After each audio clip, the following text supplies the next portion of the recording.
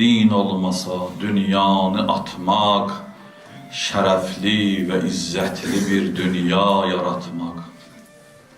Səadətdir,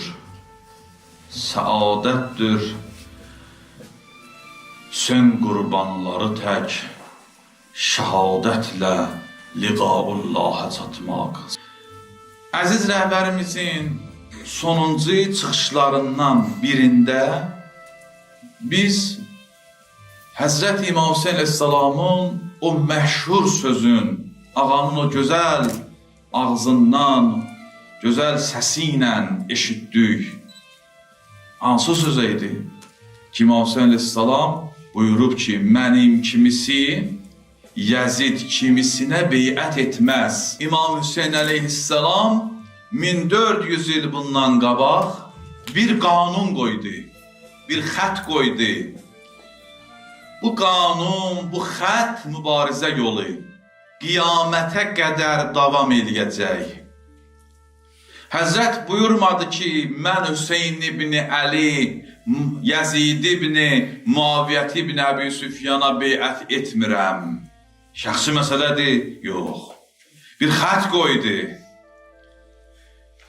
Və bu sözlə çatdırdı ki, qiyamətə qədər mənim yolum davam edəcək, mənim missiyamı yerinə yetirənlər olacaq, İmam Hüseynlər olacaq və qiyamətə qədər də Yezid kimilər olacaq və mübarizə davam edəcək. Və buyurdu ki, hər kəs mənim kimi olsa, mənim xəttimdə olsa, mənim məktəbimdə olsa, Yezid kimisi ilə beyət edə bilməz.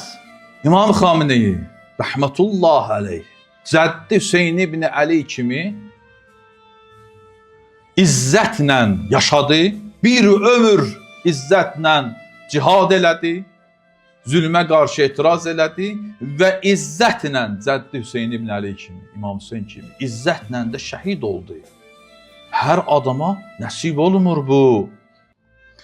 Və diqqət elədiyiniz kimi, nəinki özü, ailə üzvləri də, yaxınları da şəhadət şərbətini içdilər. Məxsusən o bala nəvəsi, o qız uşağının şəklini siz görürsünüz.